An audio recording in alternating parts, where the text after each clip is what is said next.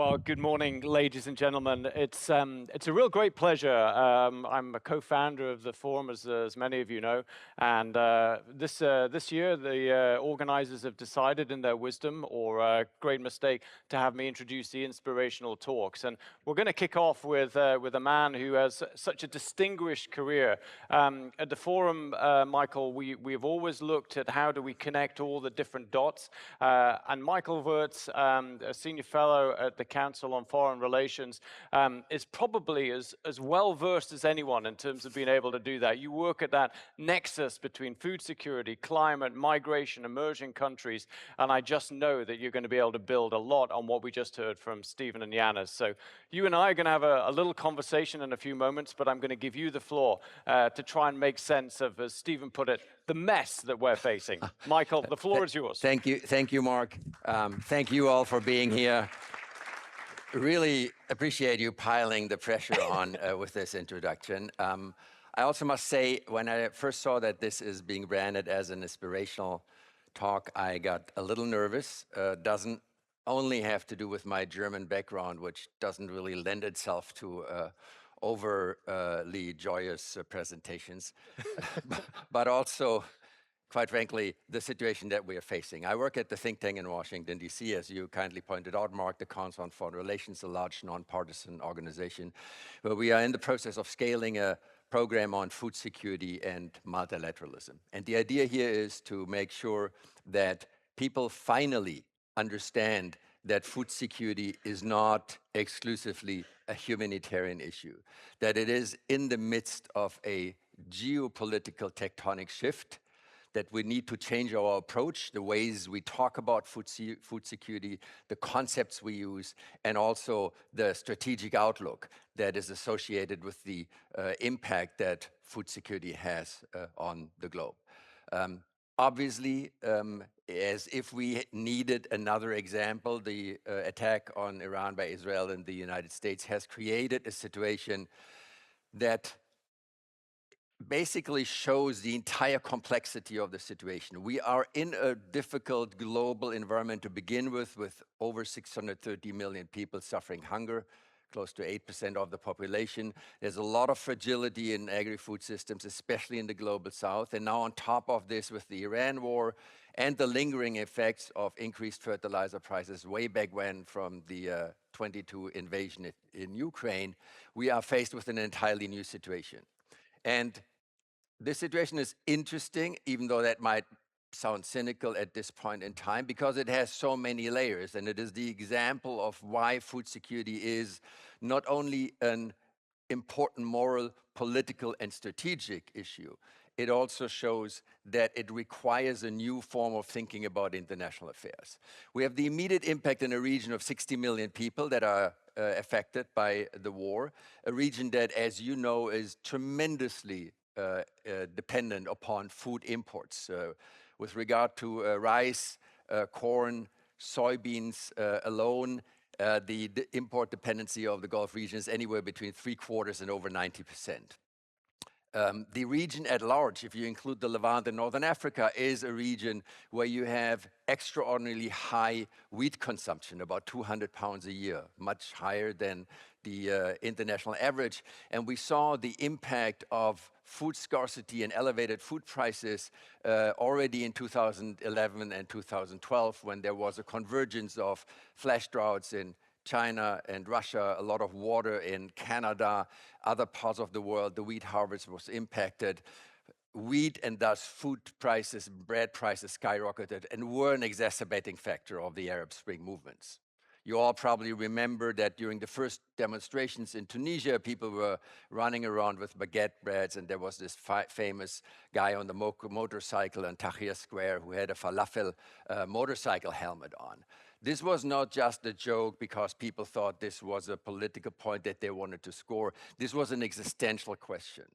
Now, fast forward 15 years where we are now with the Iran war, where not only the immediate food issues come to bear, but also global cascading and ripple effects and qualitatively new forms of warfare. We saw the first attack on a desalination plant by the Iranians in a region where you have 400 desalination plants, over 40% of the global salinated water is being produced, and in a region where in 2008, a leaked CIA memorandum out of Riyadh station argued that if water supplies were attacked, Riyadh would be out of water within 8 days. You do the numbers yourself and you realize that there's a lot of fragility built into the structure of the GCC countries. But we also have to do with the disruption of massive amounts, up to 30% of international fertilizer exports. You all know this. But the ripple effects now that planting season starts, in conjunction with what is expected to be a very strong El Nino season and generating droughts and climate impact on growing seasons and agricultural production at large, in combination with the energy and gas and oil shortage that is having ripple effects in South Asia and East Asia, we are looking at a perfect storm. And the situation obviously right now with this viable or not so viable ceasefire is very difficult to gauge. And I'm saying this because we find ourselves in a situation, and that is the focus of our think tank work, where food is increasingly being weaponized, meaning that food is used as a weapon of war. And the situation that we're creating now is potentially offering new access points of vulnerability for malign actors. Let me just briefly mention 3 examples. The graph that you see on the screen is a screenshot from a website that we are launching today at the Council on Foreign Relations. It's an interactive website where we lay out the argument why weaponization of food is something that we all need to be concerned about. There are different ways of food weaponization that we distinguish. Exhibit A is Gaza, a very traditional form, if I may say so, of making sure that food supplies don't get into a certain area and people are suffering famine or starvation. We have seen that at different levels, in different forms of intensity during the Gaza war.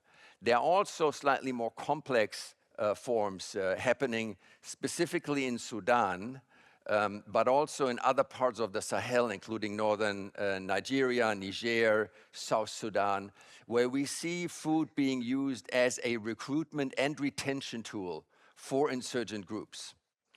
And that is also a relatively new quality because it intensifies warfare. There have been 41 attacks in South Sudan alone on different communities that were driven by food, by the attempts to either steal food or to use food as a recruitment tool for insurgent groups. And that is complicated for a number of reasons. One is that obviously in these fragile environments like Southern Sudan, this is rapidly pushing even more people into a very difficult situation. It also exposes aid workers to increased risk, and there have been attacks by these insurgent groups on aid convoys. And this all happens in an environment where we can't really step back and say, well, there's not much we can do because there are some of our close allies or countries we work with actively engaged in this conflict: Turkey, UAE, Saudi Arabia.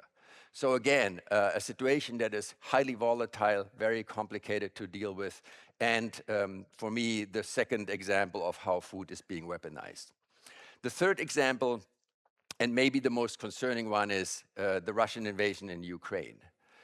Early on, the Russian military had integrated weaponization of food into military warfare with the mining of agricultural fields, the attacks on transport infrastructure, mostly road and rail, the attacks on over 30 installations in Odessa port, and subsequently the blocking of the port as to make sure that wheat could not be exported.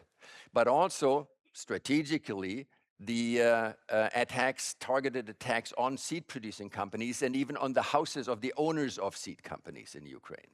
So the entire agricultural production environment was, from the Russian perspective, a fair target of warfare, which means that food has been an integral part in the military strategy for Ukraine, for Russia. That is a new quality of warfare, not only because of the systematic attack on that system, which then, as you know, had massive impact on wheat markets, on the exports of vegetable oils and other commodities. But if you look at the increase of prices and the scarcities of wheat that the Russian weaponization of food in Ukraine produced, it is a little difficult to sort out the numbers, but there are indicators that it is likely that this part of the military campaign probably produced more victims in East Africa due to starvation than on the battlefield in Ukraine. And so I would call this the use of food as a long-range weapon, that you create starvation and devastation hundreds or maybe thousands of kilometers away from the battlefield, and obviously cause humanitarian catastrophes that are distractions to the Western world, but not to the Russian regime. And last but not least, there are concerning issues. I know you will be speaking about some of them, given the increasing digitization and cyber reliance of agricultural production with regard to potential cyber attacks, but also bioterrorism by the insertion of fungi or other malign substances in different parts of the agricultural production chain. So, long story short, this is something that we need to be cognizant of. This is an argument that we are making, we meaning people that work in the national security arena, to military leaders of the intelligence community and diplomats, and arguing food security is not a humanitarian issue. It is not something where you go into a conflict area after the conflict has happened and try to make sure that not too many people die. It needs to be factored into your geopolitical assessments, into your strategic planning, into your wargaming. And I think this has three consequences. One of those consequences is that there's an urgent need to broaden the notion of what we mean when we talk about security. And this is obviously our argument with regard to military leaders.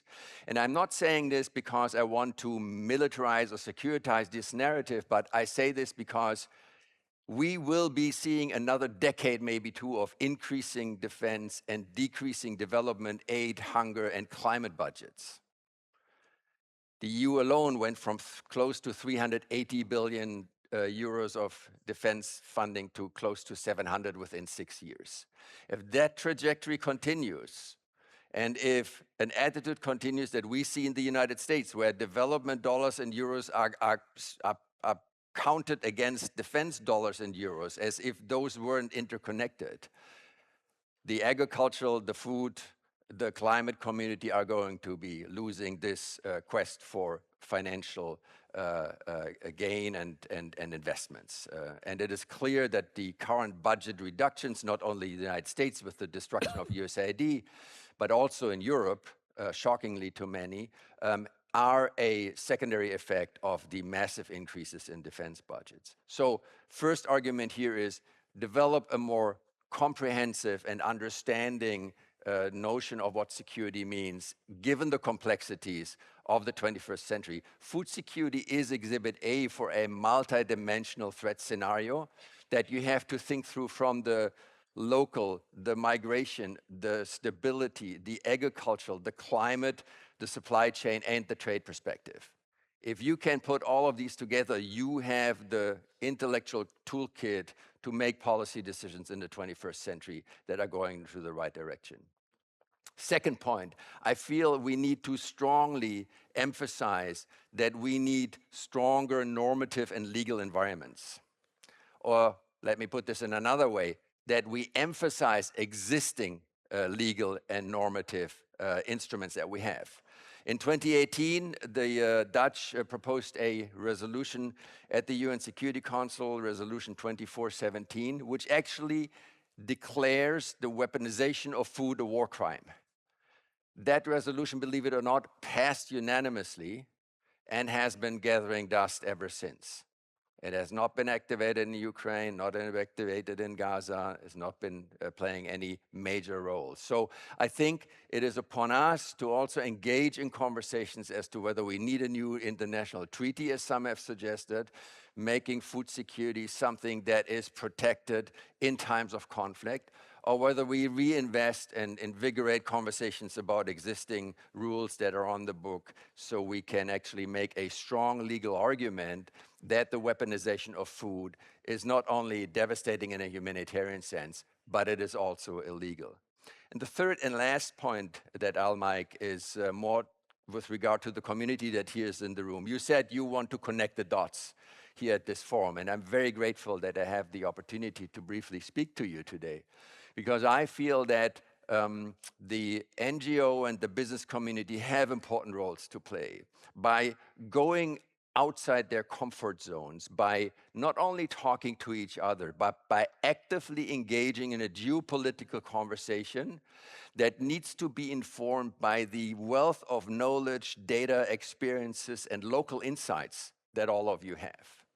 And we do not have the time to shy away from saying, maybe I do not want to talk to people in the intelligence community or in the military or strategic planner, because, as you know, we are running out of time, with climate change being a linear threat that will continue to move many things into the wrong direction. And for the NGO community, this is the same. The military and strategic leaders often lack the insights of on-the-ground projects. They do not liaise with local populations. They do not talk to smallholder farmers, as many NGOs and also many private sector actors do. And I feel that there is enough common ground to have this conversation. Again, I'm very aware of the challenges and the complications, but over the last 2 or 3 years, ever since the Ukraine invasion, the conversation has moved forward, at least in the military and national security community, where I'm very active in Washington, D.C. But I also feel that the invitation here today is a result of the understanding that this conversation is as important to the people in the room here as it is to the strategic planners in capitals along the globe. So thank you so much for your interest. Very much appreciate being able to be here. Apologies for the not so inspirational part, but it is what it is. Thank you. Why don't we stand? Yes. Michael, so much richness in what you shared with us there. I just want to touch on this concept of the weaponization of food. I mean, when I listen to you, it's becoming normalized almost. And once it becomes normalized, does it almost implicitly become an accepted tool of war, regardless of UN resolutions and so forth? And if it does, and you agree with that, or even accept its premise, how do you plan a response to that? How do you defend yourself against that goes beyond just the illegality of it? Look, this is exactly the question that we are focusing on with the work we do in Washington and many other groups do, and thankfully so. This is a real challenge. Russia obviously has a food dimension embedded in its military security. Xi Jinping speaks and writes about the national security dimensions of food security from a Chinese perspective constantly. Has to do with the fact that China is very much exposed to needing large quantities of food imports, exhausted soils, even though population is flatlining, changing ways of eating more meat and drinking more milk require greater food imports. So I think, first of all, this is a question of how this community here informs the people that do the longer term strategic planning that this is actually a top 3 issue, and it is not a tree hugger or humanitarian issue alone, it has strategic relevance. That's the easier part. The complicated part is that I think we can argue that weaponization of food creates a clear and tangible military and security challenge, but there are very little to none military, much less kinetic responses. And so that policy gap needs to be filled, because the responses are clearly resilience, multilateral engagement, investment, stable agri-food markets, new ways of scaling productivity, and so on and so forth. This is also interesting because in that policy arena, that allows for creativity and also for what you try to do here, namely connecting the dots and bringing together new communities. I feel this is very important because we can't really go on another 20, 25 or 30 years, even with decreasing population in many parts of the world, in the way we're going right now, because there's also a finite fiscal capacity. Like if you look at Germany alone, the country that has the most fiscal flexibility in Europe at this point in time, with the current defense spending, social security spending, and climate spending, the government is on a pathway to a 90 billion euro deficit over the next 5 years. That even for Germany, that's unsustainable. What is the shortcut going to be? Okay, maybe you started a politically very difficult discussion about social security and social services, but the easy things that will be sacrificed are development assistance, poverty mitigation, investment in climate. And I think that would be a disastrous outcome. And for that reason, we have to emphasize the gap. And we can and we need to argue this gap. This is where we have good ideas and can come up with creative, innovative solutions. But this will only work if some of you here in the room also are willing to challenge your own organizations and your own companies and say, we are going to engage in conversations that we haven't engaged with before.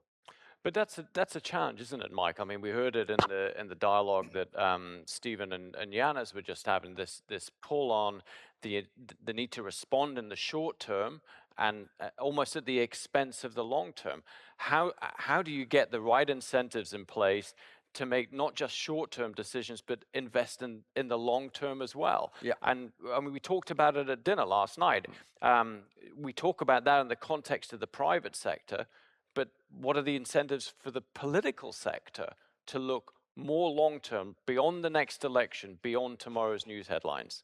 Yeah, you see me sighing. I mean, that's objectively difficult. And that's especially difficult if you're in politics and you have to respond on a day-to-day basis to very immediate threats, right? The fact that everybody now talks about lowering gas prices with subsidies is exhibit A for this short-term conversation. It's interesting to me. I live in the United States. Gas is less than half of what you pay here. The conversation is exactly the same. Right. And it's also exactly the same by prosperous middle classes that can digest a 10% or 15% or 20% increase in gas prices. But this is, as you say, this is objectively difficult. My best answer is not to exaggerate the humanitarian catastrophic arguments and try to put moral pressure on people, because then they tend to say, well, let's like close the border, make sure people that are suffering stay where they are. I would say take the long view, as complicated as that is, and spell out what we need to do backwards from 2035 or 2040, because we know that the situation is unlikely to get better. And for me in the national security community, it's also a complicated argument to make, because we are used to think about crises in cycles. Even the Second World War ends at some time. Climate change is linear. Right. It's going to be there for the next 200 to 300 years. Yeah. You and I are not going to change that. Yeah. Not a single politician will change it. So I think if we say, look, this is the baseline, let's game out what might happen in the next 35 years if we don't do anything. I think at that point it becomes very clear that you have to go backwards and make sure that you don't hit certain crisis points. Yeah. That requires, I think, informed wargaming or scenario gaming, longer-term approaches, which is very difficult, especially in the private sector, especially in the United States, where quarterly reporting and annual shareholder meetings are kind of the determining factors in an industry that needs to think 5, 10, 15 years ahead. At the same time, every single day when we switch on the television or stream news on our devices, we realize if we close our eyes and pretend that we're going to go on another 20 years like we do now, it's not going to end well. It's not going to be a business model for all the sponsors and supporters of this forum. And if you are under the illusion that you'll be able to live in a world where you have two food systems, simplistically speaking, one in the global north that works, one in the global south that doesn't work, and that you will live a tranquil and stable life in that world, you must be living in a different world than I do. Yeah. This is supposed to be an inspirational talk. Yes, so, I told you. let me try and lead you to Yes. to positivity. Mm-hmm. I mean, Many have tried. Many have tried. I will ask you to just comment on what gives you, if any, cause for optimism. Just before you get to that, how confident are you that regardless of what's going on in the EU, the administration that there is in the US at the moment, how well equipped is the EU and the US to eventually lead that thinking, to respond strategically as well as in the short term? Yeah, difficult question. I think I'm not getting a honorarium here today, just for your information. This here gives me a certain amount of hope because this is a diverse set of actors that comes together here in Brussels. There's a lot of people in the room. I understand there are even more, or a lot of people online as well. This is important. Even if there's not an immediate result tomorrow or the day after, we have to change the way we think, and we can only do this if we look at the issue areas from different sides. I've also spoken at the Global Forum for Food and Agriculture in Berlin for the last 3 years, which also surprised some that all of a sudden a food security conversation would happen there. I ran a food security task force for the Munich Security Conference for 2 years, and we had a 2-day meeting last May, at NATO headquarters. The convergence between the NATO resilience, climate, and water specialists and the conversations that we had within the task force was astonishing. Unfortunately, NATO leadership doesn't really allow for that to be very prominently positioned, but everybody knows that the issues are there. So I think there is an underlying dynamic that we just can't escape. I think in the EU, it depends a little on how quickly you are prepared to move forward, and also how quickly you will be successful in changing the narrative a little bit from we need to do development aid and feed people because otherwise all the migrants are going to show up here, to this is a truly global interconnected system and everybody has his or her stake in this. In the United States right now, we are completely missing in action. There are estimates out there that the USAID closure alone might cost 10 million lives in the next 5 to 10 years, which is too barbaric to even think about. Should there be a different president and be inaugurated in January of 2029 and says, here's $150 billion for climate change and $100 billion for development aid, the question will be, how do we do this in a non-traditional way? Because there's no way we go back to the old business model.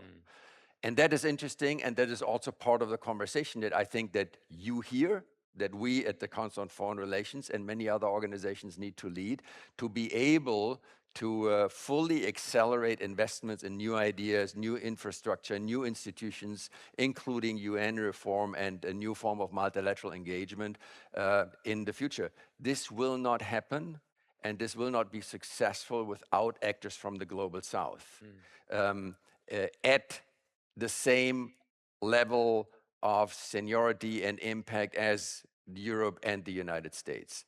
And there the picture is mixed, right? China has been proven to be relatively inept in terms of soft power, has stumbled a real opportunity at COP in Berlin.